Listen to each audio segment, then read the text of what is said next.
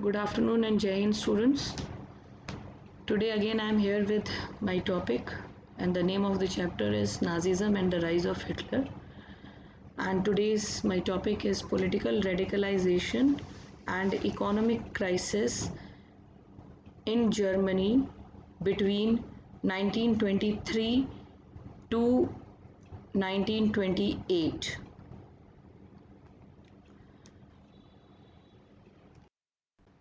So, first of all, we'll deal with the political radicalization in the Germany, and later on we'll discuss about economic crisis.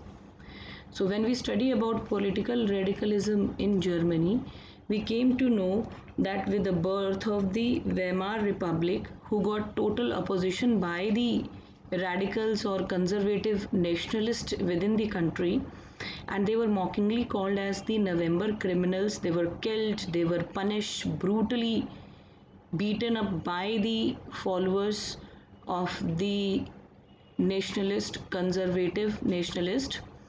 So this, with the birth of the Weimar Republic, the revolutionary uprising of the Spartacist League on the pattern of the Bolshevik Revolution took place in the Germany. So it was the same time when Bolshevik Revolution took place during the First World War end time. We have studied in chapter number 2 Russian Revolution. If you all remember, we have studied about Bolshevik Revolution, October Revolution, which was known with the name of October Revolution. And we studied about the forming of 500 Soviets, which was combinedly work in the October Revolution in the form of military seizure. So my dear student, that same Bolshevik Revolution, maybe Germany was always anti of Russia and Russia was anti of Germany. But this time in the Germany, due to economic crisis, this political radicals means those who were opposing Weimar Republic, they started favoring the Bolshevik Revolution. And based on the Bolshevik Revolution, how they conducted the military seizure, Hitler and his supporters also tried to seize the Berlin in 1924. They tried to seize the Berlin, but somehow they failed to seize the Berlin. And history witnessed that Hitler was caught by the Weimar Republic Free Corpses.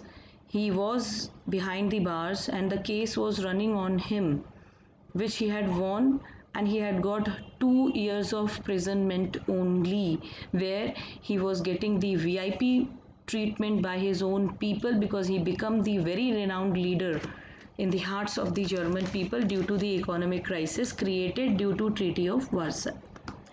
So we studied that what is Spartacist League. Then you might have questions. So like one Soviet made up in the Russian areas, and by combining each and every Soviet, it became 500 Soviets. Similarly, Germany was also divided within the different Spartacist League, and each and every area having one Spartacist League, and each and every Spartacist League having 15 members within them who were following the orders of the Hitler and the conservative supporters.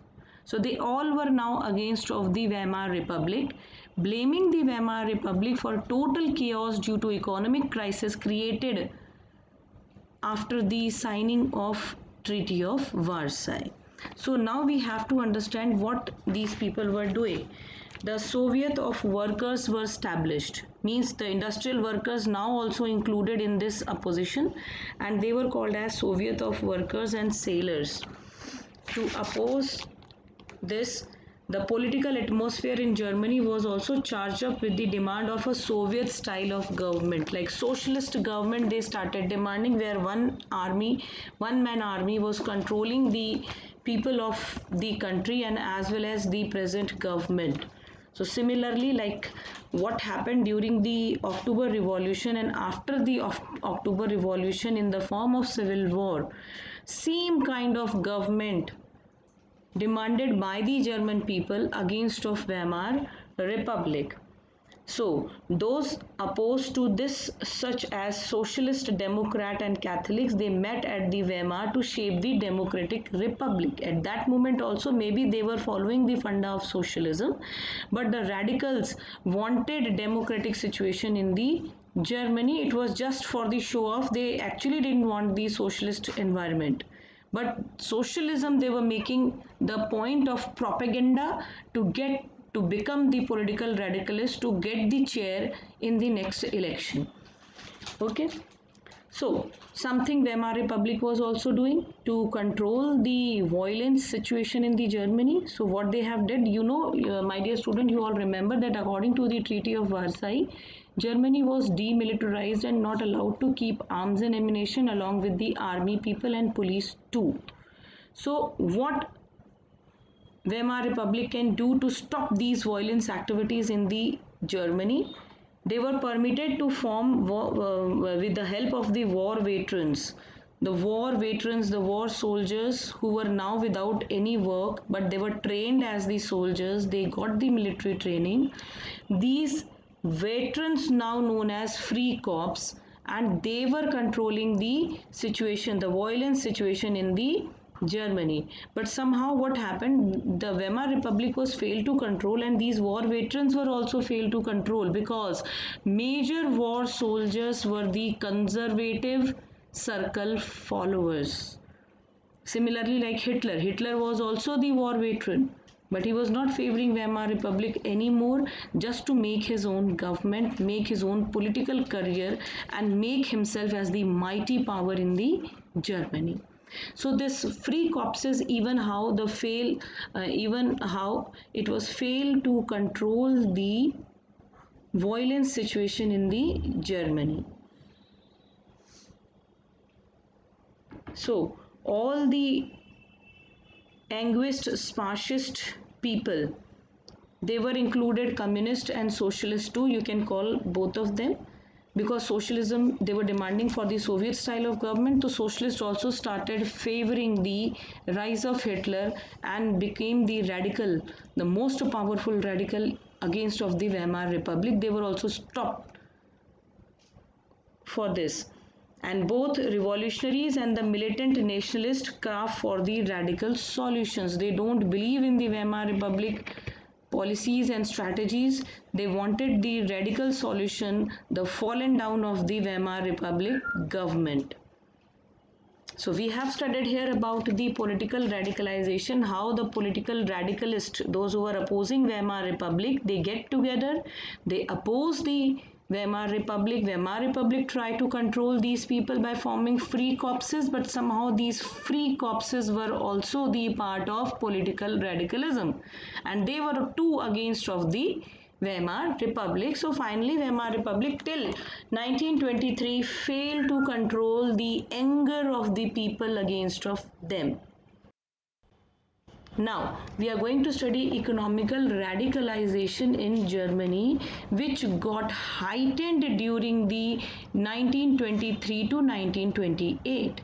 Now you might have questions that already, since from 1919 to 1923 means it was a 4 years time. People were creating violence activities due to economic crisis in Germany.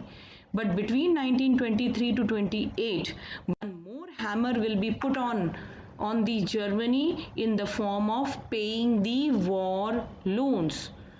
So now we'll study how the economical radicalization heightened between 1923 to 28, as already the world and Germany was facing the acute crisis due to signing of Treaty of Versailles. But in 1923, Germany was supposed to pay the war loans which it had taken during the World War I. And due to paying this war loan, the gold reserves depleted in Germany. In 1923, Germany refused to pay to the France the 6 billion pounds, which you all remember. Germany refused to pay to the France, and France had forcefully occupied the leading coal industrial area of Germany that was known with the name of Ruhr. The Ruhr coal mine area, totally it went under the control of France because Germany refused to pay money to the France, And why? Because Germany had paid all amount in the form of gold to the countries whom had provided it loan during the World War time. So the depletion of a gold in a country having a very major impact on the economy, because nowadays, not on those days, even nowadays too, our Indian government always focus and try to convince people to keep their gold rather than to wear, rather than to keep in their locker at home. The government always requests to the people to keep it in the bank locker, so that the government in front of the world United Nations can prove that India have this much of gold, and based on that reserved gold, Indian currency got its importance or value being increased. So same thing happened here in Germany. The German gold was totally reserved from the reserves, it was vacant, and now the German mark, the value of the currency was totally nil because of the depletion in the gold reservoirs. Now the Germany don't have any gold to show to the League of Nations just to prove the validity of their currency. So the number of gold which was kept in the reservoir, based on this, the currency approval the country is getting till today. So if the Germany don't have any gold, so how come they can prove the value of their currency? And similarly, between 1923 to 28, the German currency mark, which was mark, was nil. The value was nil. So what were the effects?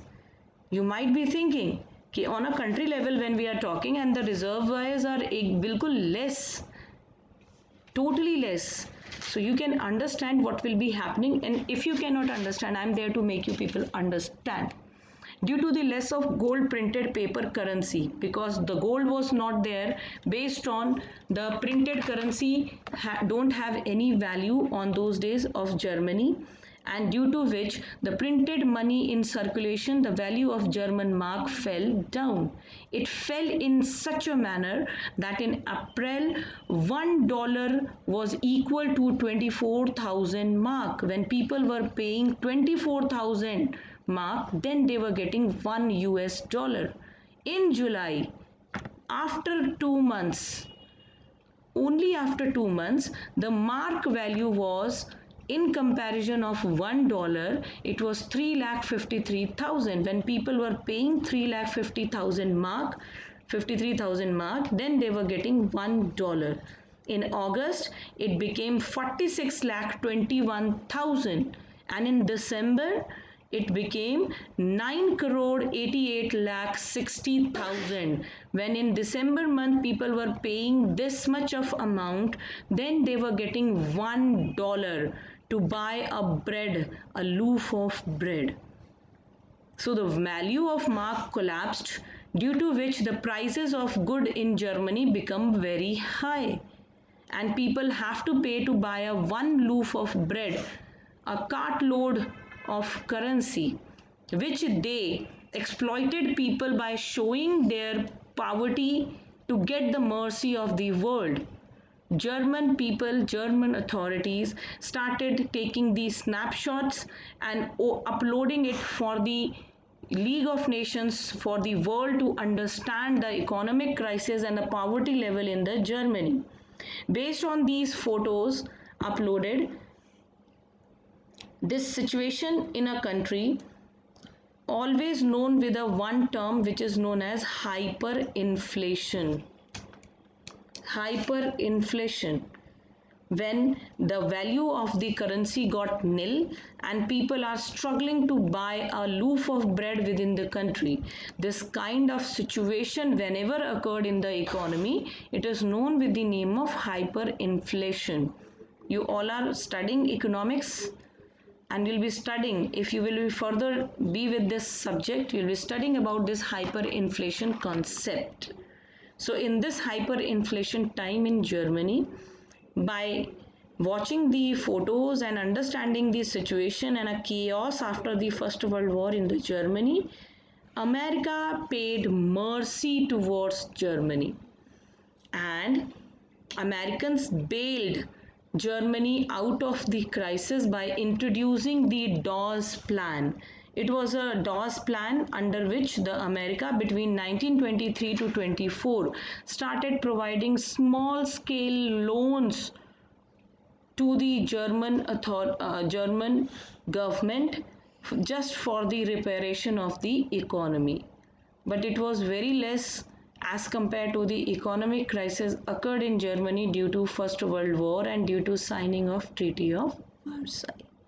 So in next episode we'll be studying the years of depression, means the time period from 1929 to 1932 in Germany and on the world level. So on the world level, all of a sudden the total economy got collapsed, and in Germany, because of Germany already suffering from the hyperinflation, so what happened in Germany was disastrous, which had increased the political radicalization between 1929 to 1933 much more, and it had provided Hitler the soothing way to stand himself as the most powerful leader amongst all German leaders. So in next episode we'll be studying about the years of depression, which was between 1929 to 1932. Thank you. Jai Hind. Goodbye.